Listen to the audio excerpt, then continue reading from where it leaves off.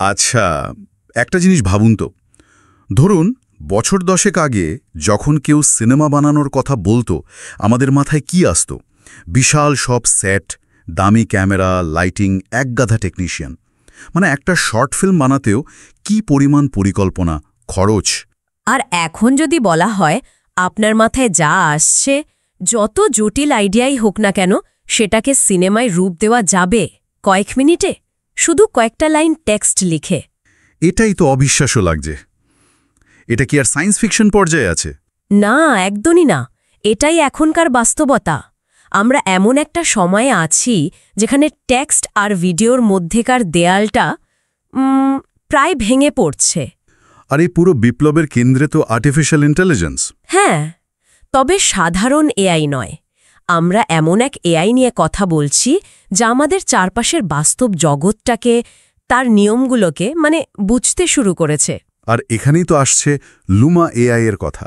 তাদের দাবিটা কিন্তু বেশ বড়। বেশ অধ্যত্বপূর্ণ বলা যায়। তারা বলছে তারা বিশ্বের প্রথম রিজনিং ভিডিও মডেল তৈরি করেছে। এই রিজনিং বা যুক্তি দিয়ে বোঝা, এই শব্দটাই তো এখানে আসল, তাই না? ঠিক তাই। আজকের আলোচনায় আমরা এই দাবির গভীরে যাব। দেখব লুমা এআই এর ড্রিম মেশিন আসলে কি, এর পেছনের প্রযুক্তিটা কতটা শক্তিশালী।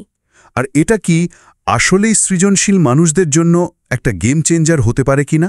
অবশ্যই, কারণ লুমা এআই যদি তাদের দাবি সত্যি প্রমাণ করতে পারে, তাহলে এটা শুধু একটা নতুন টুল হবে না, এটা হবে গল্প বলার পদ্ধতির একটা মৌলিক পরিবর্তন। যেখানে কল্পনার শক্তিই হবে শেষ কথা, প্রযুক্তির সীমাবদ্ধতা নয়। একদম। তাহলে চলুন একদম শুরু থেকে শুরু করি। লুমা এআইয়ের লক্ষ্যটা আসলে কি? তারা ঠিক কি করতে চাইছে? তাদের ওয়েবসাইটে খুব পরিষ্কার করে লেখা আছে, তারা এমন একটা মাল্টিমোডাল জেনারেল ইন্টেলিজেন্স তৈরি করতে চায় যা আমাদের বাস্তব জগৎকে তৈরি করতে পারবে, বুঝতে পারবে এবং পরিচালনাও করতে পারবে। আচ্ছা, কিন্তু আমার প্রশ্নটা অন্য জায়গায়। আমাদের তো লার্জ ল্যাঙ্গুয়েজ মডেল বা এলএলএম আছেই, যারা টেক্সট নিয়ে অবিশ্বাস্য সব কাজ করছে। তাহলে আবার এই নতুন মাল্টিমডেল মডেলের দরকারটা কেন পড়ল? এটাই আসল প্রশ্ন। দেখুন, এলএলএম যেমন ধরুন GPT-4 অসাধারণ শক্তিশালী, কোনো সন্দেহ নেই, কিন্তু তাদের জ্ঞানের পুরো জগৎটাই তো টেক্সটের উপর দাঁড়িয়ে আছে। মানে বইপত্রের ওপর? হ্যাঁ, লুমার গবেষকরা বলছেন শুধু টেক্সট দিয়ে বিশ্বকে পুরোপুরি বোঝা সম্ভব না। এটা অনেকটা শুধু বই পড়ে সাঁতার শেখার মতো। দারুণ উদাহরণ। আপনি তত্ত্বটা জানবেন, কৌশল বুঝবেন, কিন্তু পানির চাপটা কেমন, স্রোতের গতি বা ওই যে ঠান্ডা লাগার অনুভূতিটা, সেই বাস্তব অভিজ্ঞতা তো হবে না। এলএলএমগুলো ঠিক এই জায়গায় এসে একটা অদৃশ্য দেয়ালে ধাক্কা খাচ্ছে। তার মানে তারা জানে অ্যাপল শব্দটা একটা বাক্যে কিভাবে ব্যবহার করতে হয়, কিন্তু একটা অ্যাপল গাছ থেকে পড়লে যে ওটা নিচেই পড়বে, উপরে যাবে না, এই সাধারণ ফিজিক্সের জ্ঞানটা তাদের নেই। ভাষায় লেখা থাকে না, এটা আমাদের দেখে অনুভব করে শিখতে হয়। মানুষের মস্তিষ্ক তো ঠিক এভাবেই কাজ করে। ঠিক তাই। আমরা তো শুধু টেক্সট পড়ি না, আমরা একই সাথে দেখি, শুনি, সব কিছু একসাথে প্রসেস করি। একটা শিশু যখন শেখে, সে আগুনের ছবি দেখে, তার ছ্যাঁত করে ওঠার শব্দটা শুনে, আবার বড়দের মুখে গরম শব্দটাও শোনে। আর এই তিনটা তথ্য একসাথে তার মস্তিষ্কে একটা পূর্ণাঙ্গ ধারণা তৈরি করে। এক্স্যাক্টলি। লুমা এআই ঠিক এই মাল্টিমডেল প্রক্রিয়াটাই তাদের মডেলে অনুকরণ করার চেষ্টা করছে। তারা ভিডিও, অডিও এবং টেক্সট ডেটা সব কিছু একসাথে ব্যবহার করে মডেলকে শেখাচ্ছে। এর ফলাফলটা তাহলে কি দাঁড়াচ্ছে? মডেলগুলো কি তাহলে কারণ এবং কার্যকারণ বা কজ এন্ড এফেক্ট বুঝতে শিখছে? হ্যাঁ, তারা শুধু প্যাটার্ন চেনা বা শব্দ মেলানোর বাইরে যাচ্ছে। এই যে রিজনিং অ্যাবিলিটি বা যুক্তি দিয়ে বোঝার ক্ষমতা, এটাই লুমাকে অন্যদের থেকে আলাদা করছে।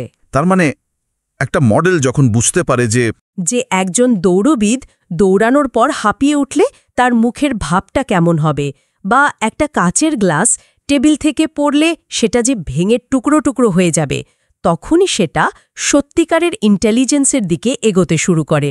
এটা ডেটা নকল করা থাকছে না, এটা হয়ে উঠছে বাস্তব জগৎকে অনুধাবন করা। একদম। লুমার পুরো গবেষণাটাই এই আইডিয়ার উপর দাঁড়িয়ে। এই রিজনিং অ্যাবিলিটির কনসেপ্টটা তো অসাধারণ, কিন্তু লুমা কি তাদের কোনো শিল্প প্রোডাক্টে এটা দেখাতে পেরেছে? পেরেছে, আর সেটারই নাম হলো লুমা ড্রিম মেশিন। এটাই তাদের ফ্ল্যাগশিপ প্রোডাক্ট। আচ্ছা, আর এটা বিশেষভাবে বানানো হয়েছে সৃজনশীল পেশাজীবীদের জন্য, মানে যারা মিডিয়া, বিনোদন, মার্কেটিং এই সব ক্ষেত্রে কাজ করেন। আর এখানেই তারা সেই বড় দাবিটা করছে, world's first reasoning video model. কিন্তু একটা মিনিট, ওপেন এআইয়ের সোরার ভিডিওগুলো তো আমরা দেখেছি, সেগুলোও তো অসাধারণ ছিল, মানে ভীষণ বাস্তবসম্মত। তাহলে লুমার এই রিজনিংয়ে এমন কি নতুনত্ব আছে যা সোরাতে নেই? এটা কি শুধুই একটা মার্কেটিং টার্ম? খুব ভালো পয়েন্ট। বাইরে থেকে দেখলে সোরা আর ড্রিম মেশিনের আউটপুট প্রায় একই রকম লাগতে পারে, দুটোই হাই কোয়ালিটি ভিডিও বানায়, কিন্তু তাদের পেছনের দর্শনটা, মানে ফিলসফিটা একদম আলাদা। আলাদা কিভাবে? সোরা হলো একটা ওয়ার্ল্ড সিমুলেটর, মানে এটি পদার্থবিদ্যার নিয়মকানুন, আলোর প্রতিফলন, বস্তুর গঠন এই সব কিছুকে নিখুঁতভাবে অনুকরণ করার চেষ্টা করে। তাই তার ভিডিওগুলো দেখতে এত রিয়েলিস্টিক লাগে। আর লুমা? আর লুমা ড্রিম মেশিন নিজেকে একটা স্টোরি সিমুলেটর হিসেবে তৈরি করার চেষ্টা করছে। ওয়ার্ল্ড সিমুলেটর বনাম স্টোরি সিমুলেটর, এটা তো বেশ মজার। আর একটু সহজ করে বুঝিয়ে বলবেন? ধরুন আপনি একটা প্রম্পট দিলেন, একজন গোয়েন্দা একটা রহস্যময় চাবি খুঁজে পেলেন এবং সেই চাবি দিয়ে একটা পুরনো বাক্স খুললেন। আচ্ছা। একটা ওয়ার্ল্ড সিমুলেটর মানে সোরা হয়তো চাবির ধাতব গঠন, বাক্সের ওপর পড়া আলো ছায়া এগুলো খুব নিখুঁতভাবে দেখাবে। কিন্তু স্টোরি সিমুলেটর হিসেবে ড্রিম মেশিন যেটা বোঝার চেষ্টা করবে তা হলো গল্পের ধারাবাহিকতা। গল্পের ধারাবাহিকতা? হ্যাঁ, গোয়েন্দার চোখে মুখে চাবিটা পাওয়ার পর যে একটা কৌতূহল দেখা দেবে, বাক্সটা খোলার সময় যে একটা উত্তেজনা কাজ করবে এবং চাবিটা যে বাক্সের তালার সাথে ঠিকঠাক মিলে যাবে, এই যৌক্তিক এবং আবেগীয় ধারাবাহিকতা বজায় রাখাই এর মূল লক্ষ্য। তার মানে এটা শুধু দৃশ্য তৈরি করছে না, এটা একটা ঘটনার প্রবাহ বা ন্যারেটিভ তৈরি করছে। ঠিক তাই, এটা জোর দিচ্ছে চরিত্রের ধারাবাহিকতা, অবজেক্ট পার্মানেন্স, মানে এক দৃশ্যে থাকা একটা জিনিস পরের দৃশ্যেও যৌক্তিকভাবে থাকবে, এই সব কিছুর ওপর। এটা এমন ভিডিও যা একটা গল্পকে এগিয়ে নিয়ে যায়। ওয়াও! আর এর সাথে তারা আরও একটা যুগান্তকারী প্রযুক্তি যোগ করেছে। কি সেটা?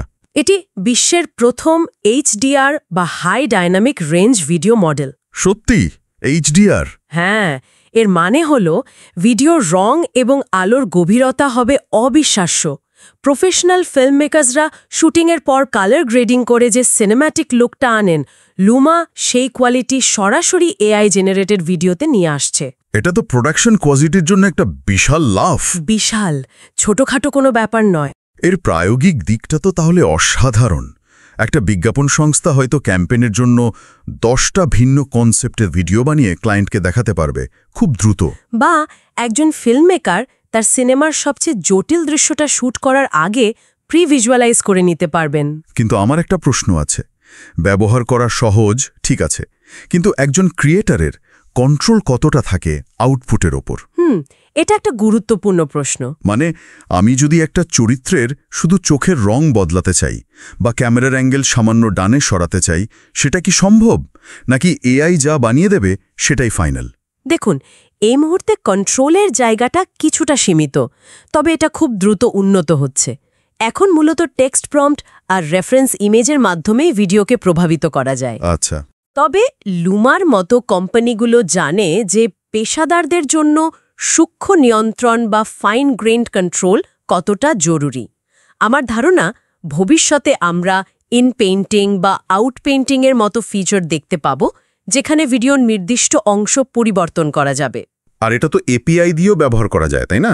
হ্যাঁ, আর এপিআই থাকার কারণে বড় বড় স্টুডিওগুলো তাদের নিজস্ব প্রোডাকশন পাইপলাইনে একে সহজেই অন্তর্ভুক্ত করতে পারবে। বেশ, প্রযুক্তিটা যে দারুণ উচ্চাকাঙ্ক্ষী তাতে কোনো সন্দেহ নেই, কিন্তু এত বড় দাবির পেছনে তো শক্ত প্রমাণও থাকতে হয়। লুমার এই আত্মবিশ্বাসের ভিত্তিটা কি? এটা কি শুধু কিছু ভালো ইঞ্জিনিয়ারের বানানো একটা প্রোডাক্ট, নাকি এর পেছনে গভীর কোনো গবেষণা আছে? হ্যাঁ, এটাই আমার প্রশ্ন। এখানেই লুমা অন্যদের থেকে নিজেদের আলাদা করে।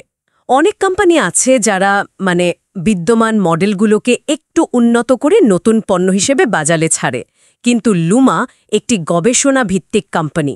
তারা শুধু পণ্য তৈরি করে না, তারা এই ক্ষেত্রের মৌলিক বা ফাউন্ডেশনাল রিসার্চে নেতৃত্ব দেয়। গবেষণা ভিত্তিক? হ্যাঁ, তাদের রিসার্চ টিমের ট্র্যাক রেকর্ড দেখলেই সেটা বোঝা যায়। আমি তাদের কিছু গবেষণাপত্রের কথা পড়ছিলাম, যেমন DDIM, যা নাকি ডিফিউশন মডেলকে অনেক ফাস্ট করে তুলেছে, বা নিউরাল রেডিয়েন্স ফিল্ডস, সংক্ষেপে নার্ভস। এই টার্মগুলো শুনতে খুব জটিল লাগে। হা, তা একটু লাগেই। এগুলো সাধারণ মানুষের জন্য কি অর্থ বহন করে? আমি খুব সহজ করে বলছি, ডিফিউশন মডেলগুলো অনেকটা ভাস্কর্য তৈরির মতো কাজ করে। ভাস্কর্য? হ্যাঁ, ভাবুন একটা পাথরের ব্লক থেকে ধীরে ধীরে অপ্রয়োজনীয় অংশ ছেঁটে ফেলে একটা নিখুঁত মূর্তি বের করে আনা হচ্ছে। ডিফিউশন মডেলও ঠিক তেমনি একটা র্যান্ডম নয়েজ বা ঝাপসা ইমেজ থেকে ধাপে ধাপে নয়েজ সরিয়ে একটা পরিষ্কার ছবি তৈরি করে। আচ্ছা। কিন্তু এই প্রক্রিয়াটা ছিল খুবই সময় সাপেক্ষ। কম্পিউটারের ওপর অনেক চাপ পড়ত। লুমার গবেষকরা DDIM নামে যে পদ্ধতিটা তৈরি করেছেন তা এই প্রক্রিয়াকে প্রায় 100 গুণ দ্রুত করে দিয়েছে। 100 গুণ? হ্যাঁ, যেটা করতে আগে কয়েক ঘন্টা লাগত সেটা এখন কয়েক মিনিটেই সম্ভব। দারুণ অ্যানালগ। আর নার্ভস, ওটা কি জিনিস? নার্ভসকে আপনি এক ধরনের জাদুকরি ফটোগ্রাফি বলতে পারেন। ধরুন আপনি একটা কেকের কয়েকটি ছবি বিভিন্ন অ্যাঙ্গেল থেকে তুললেন। নার্ভস সেই 2D ছবিগুলো বিশ্লেষণ করে কেকটার একটা সম্পূর্ণ 3D মডেল বানিয়ে ফেলতে পারে। ওয়াও! যেটাকে আপনি যে কোনো অ্যাঙ্গেল থেকে ঘোরাতে পারবেন, এমনকি ভার্চুয়ালি এক টুকরো কেটেও দেখতে পারবেন।